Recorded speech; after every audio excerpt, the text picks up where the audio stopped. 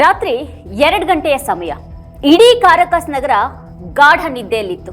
ಇದ್ದಕ್ಕಿದ್ದ ಹಾಗೆ ಆಕಾಶದಿಂದ ಇಳಿದು ಬಂದಂತಹ ಕಪ್ಪು ಬಣ್ಣದ ಹೆಲಿಕಾಪ್ಟರ್ಗಳು ಕ್ಷಣ ಮಾತ್ರದಲ್ಲಿ ಉರಿಯಲಾರಂಭಿಸಿದ ರಾಡಾರ್ ಸ್ಟೇಷನ್ಗಳು, ಉಕ್ಕಿನ ಬಾಗಿಲುಗಳನ್ನ ಸೀಳ್ಕೊಂಡು ಒಳನುಗ್ಗಿದ ವಿಶೇಷ ಕಮಾಂಡೋಗಳು, ಮತ್ತೆ ಕೇವಲ 30 ನಿಮಿಷಗಳಲ್ಲಿ ಒಂದು ದೇಶದ ಅಧ್ಯಕ್ಷ ಮತ್ತೆ ಆತನ ಪತ್ನಿ ಅಮೆರಿಕದ ಯುದ್ಧ ನೌಕೆಯ ಸೆರೆಮನೆಯಲ್ಲಿ. ವೀಕ್ಷಕರೇ, ಈ ವಿವರ ಕೇಳುವಾಗ ನಿಮ್ಗೇನನ್ಸತ್ತೆ? ಇದು ಯಾವುದಾದ್ರೂ ಹಾಲಿವುಡ್ ಆಕ್ಷನ್ ಸಿನಿಮಾದ ಕ್ಲೈಮ್ಯಾಕ್ಸ್ ದೃಶ್ಯದ ವಿವರಣೆ ಅಂತ ನೀವು ಭಾವಿಸಿದ್ರೆ ಯು ಆರ್ ರಾಂಗ್. ಇದು ಯಾವುದೇ ಸಿನಿಮಾದ ಕಥೆ ಅಲ್ಲ. ಇದು ಅಮೆರಿಕ ಅನ್ನುವಂಥ ಜಾಗತಿಕ ಸೂಪರ್ ಪವರ್ ರಾಷ್ಟ್ರ ತಾನು ಮನಸ್ಸು ಮಾಡಿದ್ರೆ ಪ್ರಪಂಚದ ಯಾವುದೇ ಮೂಲೆಯಲ್ಲಿಯೂ ಯಾವುದೇ ಭದ್ರಕೋಟೆಯೊಳಗಡೆ ಅವಿತ್ಕೊಂಡು ಕುಳಿತಿದ್ರು ತನ್ನ ಗುರಿಯನ್ನ ಹೇಗೆ ತಲುಪಬಲ್ಲದು ಅನ್ನೋದಕ್ಕೆ ನೀಡಿದಂಥ ಬೆಚ್ಚಿ ಬೀಳಿಸುವಂಥ ಸಾಕ್ಷಿ ಇದು. ಕೆಲವೇ ತಿಂಗಳುಗಳ ಹಿಂದೆ ಇರಾನ್ನ ಪರಮಾಣು ಸ್ಥಾವರಗಳ ಮೇಲೆ ಅಮೆರಿಕ ನಡೆಸಿದಂಥ ಸ್ಟೆಲ್ತ್ ಬಾಂಬಿಂಗ್ ನಿಮಗೆ ನೆನಪಿರಬಹುದು. ಕಣ್ಣಿಗೆ ಕಾಣದ ಹಾಗೆ ಬಂದು ಗುರಿ ಧ್ವಂಸ ಮಾಡಿ ಹೋಗಿದ್ದಂಥ ಆ ತಂತ್ರಜ್ಞಾನದ ಮುಂದುವರಿದ ಭಾಗವನ್ನೇ ಮೊನ್ನೆ ವೆನೆಜುವೆಲಾದಲ್ಲಿ ನಾವು ಕಂಡಿದ್ದೀವಿ. ಒಂದು ದೇಶದ ಸಾರ್ವಭೌಮ ಅಧ್ಯಕ್ಷನನ್ನ ಅವ್ರದೇ ನೆಲದಲ್ಲಿ ಅವ್ರದೇ ಮನೆಯಿಂದ ಅವರ ಸೈನ್ಯದ ಕಣ್ ತಪ್ಪಿಸಿ ಹೇಗೆ ರಾತ್ರೋರಾತ್ರಿ ಎತ್ಕೊಂಡು ಹೋಗ್ಲಾಯ್ತು. 150ಕ್ಕೂ ಹೆಚ್ಚು ಯುದ್ಧ ವಿಮಾನಗಳು ರಾಡಾರ್ ಕಣ್ಣಿಗೆ ಬೀಳದ ಹಾಗೆ ವೆನೆಜುವೆಲಾವನ್ನ ಪ್ರವೇಶಿಸಿದ ಹೇಗೆ? ಈ ಕಾರ್ಯಾಚರಣೆ ಹಿಂದಿನ ಮಾಸ್ಟರ್ ಪ್ಲಾನ್ ಏನಿತ್ತು? ಈ ಎಲ್ಲ ಹೇಗೆ ಮತ್ತೆ ಏನು ಅನ್ನುವಂಥ ಪ್ರಶ್ನೆಗಳಿಗೆ ಉತ್ತರ ಈ ವಿಡಿಯೋದಲ್ಲಿದೆ. ಈ ಕಾರ್ಯಾಚರಣೆ ಜನವರಿ 3ರಂದು ನಡೆದಿದ್ರು ಕೂಡ ಅದಕ್ಕೆ ಅಡಿಪಾಯ ಹಾಕಿದ್ದು ಕಳೆದ ಆಗಸ್ಟ್ ತಿಂಗಳಲ್ಲಿ.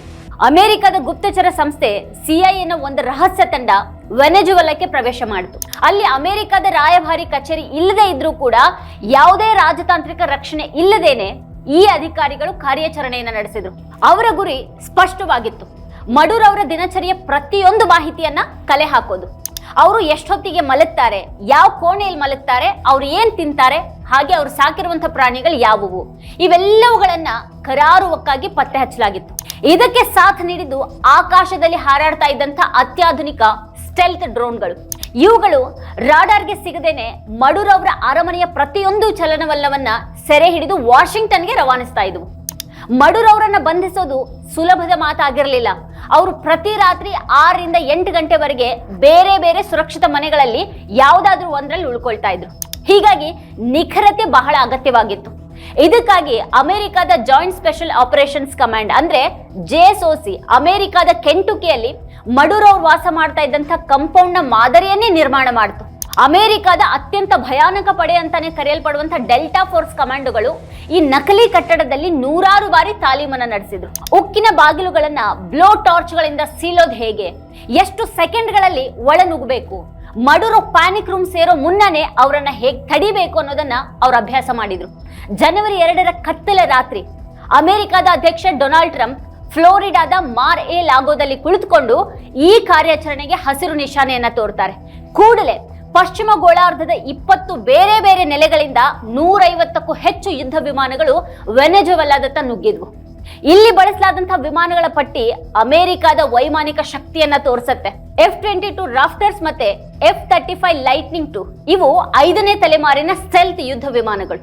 ಇವು ಶತ್ರುಗಳ ರಾಡಾರ್ಗೆ ಕಾಣಿಸೋದಿಲ್ಲ. B-1 ಬಾಂಬರ್ಸ್ ಭಾರಿ ಬಾಂಬ್ ದಾಳಿ ನಡೆಸಬಲ್ಲಂತ ದೈತ್ಯ ವಿಮಾನಗಳು. EA-18 ಗ್ರೋಲರ್ಸ್ ಇವು ಎಲೆಕ್ಟ್ರಾನಿಕ್ ವಾರ್ಫೇರ್ ವಿಮಾನಗಳು. ಇವು ವೆನೆಜುವೆಲಾದ ಸಂಪರ್ಕ ವ್ಯವಸ್ಥೆಯನ್ನ ಜಾಮ್ ಮಾಡೋದಿಕ್ಕೆ ಬಳಸಲ್ಪಟ್ಟವು. ಈ ಭೌತಿಕ ದಾಳಿಗೂ ಮುನ್ನ ಒಂದು ಭೀಕರ ಸೈಬರ್ ದಾಳಿ ನಡೆಯಿತು. ಅಮೆರಿಕದ ಸೈಬರ್ ಕಮಾಂಡ್ ವೆನೆಜುವೆಲಾದ ವಿದ್ಯುತ್ ಜಾಲವನ್ನೇ ಹ್ಯಾಕ್ ಮಾಡಿತು. ಕಾರಕಾಸ್ ನಗರದ ಬಹುತೇಕ ಭಾಗಗಳಲ್ಲಿ ವಿದ್ಯುತ್ತನ್ನ ಕಡಿತಗೊಳಿಸಿತು. ಇಡೀ ನಗರ ಕತ್ತಲೆಯಲ್ಲಿ ಮುಳುಗ್ತು. ಈ ಕತ್ತಲೇನೆ ಅಮೆರಿಕದ ಕಮಾಂಡೋಗಳಿಗೆ ರಕ್ಷಾ ಕವಚ ಆಯಿತು. ಅಲ್ಲಿನ ರಾಡಾರ್ ಮತ್ತೆ ಏರ್ ಡಿಫೆನ್ಸ್ ಸಿಸ್ಟಮ್ಗಳನ್ನ ನಿಷ್ಕ್ರಿಯಗೊಳಿಸಲಾಯಿತು. ಸರಿಯಾಗಿ ರಾತ್ರಿ ವೆನೆಜುವೆಲಾ ಸಮಯ 2:01ಕ್ಕೆ ಅಮೆರಿಕದ ಆರ್ಮಿಯ 160ನೇ ಸ್ಪೆಷಲ್ ಆಪರೇಷನ್ಸ್ ಏವಿಯೇಷನ್ ರೆಜಿಮೆಂಟ್ ಅಥವಾ ನೈಟ್ ಸ್ಟಾಕರ್ಸ್ ಅಂತ ಕರೆಯಲ್ಪಡುವಂತಹ ವಿಶೇಷ ಹೆಲಿಕಾಪ್ಟರ್ ಪಡೆ ಮಡುರ್ ಅವರ ಅರಮನೆಯ ಮೇಲಿಳಿಯಿತು. ವೆನೆಜುವೆಲಾದ ವಾಯು ರಕ್ಷಣಾ ವ್ಯವಸ್ಥೆಯನ್ನ ಧ್ವಂಸಗೊಳಿಸಿದ್ರು ಕೂಡ ನೆಲದ ಮೇಲಿದ್ದಂತಹ ಸೈನಿಕರು ಹೆಲಿಕಾಪ್ಟರ್ಗಳತ್ತ ಗುಂಡನ್ನ ಹಾರಿಸಿದ್ರು. ಒಂದು ಅಮೆರಿಕನ್ ಹೆಲಿಕಾಪ್ಟರ್ಗೆ ಗುಂಡು ಬಿತ್ತು. ಆದ್ರೆ ಪೈಲಟ್ಗಳ ಚಾಕ್ಯಚಕ್ಯತೆಯಿಂದ ಅದು ಪತನಗೊಳ್ಳಿಲ್ಲ. ಹೆಲಿಕಾಪ್ಟರ್ನಿಂದ ಇಳಿದಂತಹ ಡೆಲ್ಟಾ ಫೋರ್ಸ್ ನ ಕಮಾಂಡೋಗಳು ಆ ಕಾಂಪೌಂಡ್ ನ ಗೋಡೆಗಳನ್ನ ಸ್ಫೋಟಕಗಳಿಂದ ಉಡಾಯಿಸಿದ್ರು. ಮಡುರ್ ಅವರು ತಮ್ಮ ಬಲವರ್ಧಿತ ಉಕ್ಕಿನ ಕೋಣೆಗೆ ಓಡಿ ಹೋಗೋದಕ್ಕೆ ಪ್ರಯತ್ನ ಪಟ್ರು. ಆದ್ರೆ ಕಮಾಂಡೋಗಳ ವೇಗ ಎಷ್ಟಿತ್ತು ಅಂತ ಅಂದ್ರೆ ಮಡುರ ಆ ಬಾಗಿಲನ್ನ ಮುಚ್ಚೋ ಮುನ್ನನೇ ಅವರನ್ನ ತಡೆಯಲಾಯಿತು. ಕೇವಲ 5 ನಿಮಿಷಗಳಲ್ಲಿ, ಹೌದು, ಕಟ್ಟಡದ ಒಳಗೆ ಪ್ರವೇಶಿಸಿದ ನಂತರ ಕೂಡ ಮಡುರೋ ಅವರನ್ನ ವಶಕ್ಕೆ ಪಡೆಯೋದಕ್ಕೆ ಡೆಲ್ಟಾ ಫೋರ್ಸ್ ತೆಗೆದುಕೊಂಡಿದ್ದು ಕೇವಲ 5 ನಿಮಿಷ. ಮಡುರೋ ಮತ್ತೆ ಅವರ ಪತ್ನಿ ಸಿಲಿಯಾ ಫ್ಲೋರ್ಸ್ ಅವರನ್ನ ಕೈಕೋಳ ತೊಡಿಸಿ ಹೆಲಿಕಾಪ್ಟರ್ಗೆ ಹತ್ತಿಸಲಾಯಿತು. ಬಂಧಿತ ಅಧ್ಯಕ್ಷನನ್ನ ಹೊತ್ತಂತ ಹೆಲಿಕಾಪ್ಟರ್ಗಳು ವೇಗವಾಗಿ ಕೆರೆಬಿಯನ್ ಸಮುದ್ರದಲ್ಲಿ ಸಜ್ಜಾಗಿ ನಿಂತಹ ಅಮೆರಿಕದ ಯುದ್ಧ ನೌಕೆ USS ಐವೋ ಜಿಮಾ ಕಡೆಗೆ ಹಾರಿದ್ವು. ಅಲ್ಲಿಂದ ಅವರನ್ನ ಗ್ವಾಂಟನಾಮೋ ಬೇ ಮತ್ತೆ ಅದಾದ ನಂತರ ನ್ಯೂಯಾರ್ಕ್ಗೆ ಕರೆತರಲಾಯಿತು. ಇಡೀ ಕಾರ್ಯಾಚರಣೆ ಮುಗಿಯುವಾಗ ಬೆಳಗಿನ ಜಾವ 4:29 ಆಗಿತ್ತು. 150 ವಿಮಾನಗಳು, 106 ಕಮಾಂಡೋಗಳು ಭಾಗವಹಿಸಿದ್ರು ಕೂಡ ಒಬ್ಬನೇ ಒಬ್ಬ ಅಮೆರಿಕನ್ ಸೈನಿಕ ಅದರಲ್ಲಿ ಪ್ರಾಣವನ್ನ ಕಳೆದುಕೊಳ್ಳಿಲ್ಲ ಅನ್ನೋದು ಈ ಕಾರ್ಯಾಚರಣೆಯ ನಿಖರತೆಗೆ ಸಾಕ್ಷಿ. ಆಪರೇಷನ್ ಅಬ್ಸಲ್ಯೂಟ್ ರಿಸಾಲ್ಟ್ ಕೇವಲ ಒಬ್ಬ ವ್ಯಕ್ತಿಯ ಬಂಧನ ಅಲ್ಲ, ಇದು ಆಧುನಿಕ ಯುದ್ಧ ತಂತ್ರದ ಒಂದು ಮಾದರಿ. ಇರಾನ್ನ ಮೇಲಿನ ಸ್ಟೆಲ್ತ್ ಬಾಂಬಿಂಗ್ ಮತ್ತೆ ಈಗ ವೆನೆಜುವೆಲಾದ ಮೇಲಿನ ಈ ಸರ್ಜಿಕಲ್ ಸ್ಟ್ರೈಕ್ ಅಮೆರಿಕದ ಮಿಲಿಟರಿ ತಂತ್ರಜ್ಞಾನ ಎಷ್ಟರ ಮಟ್ಟಿಗೆ ಮುಂದುವರೆದಿದೆ ಅನ್ನೋದನ್ನ ಇಡೀ ಜಗತ್ತಿಗೆನೆ ಸಾರಿ ಹೇಳ್ತಾ ಇದೆ. ಉಪಗ್ರಹಗಳ ಕಣ್ಗಾವಲು, ಸೈಬರ್ ದಾಳಿ ಮೂಲಕ ಶತ್ರುವಿನ ಕಣ್ಣು ಕುರುಡು ಮಾಡೋದು, ರಾಡಾರ್ಗೆ ಸಿಗದ ಹಾಗೆ ವಿಮಾನಗಳ ಬಳಕೆ ಮತ್ತೆ ಮನುಷ್ಯರ ನಿಖರವಾದ ಗುಪ್ತಚರ ಮಾಹಿತಿ, ಇವುಗಳ ಸಂಯೋಜನೆನೇ ಅಮೆರಿಕದ ದೊಡ್ಡ ಬಲ.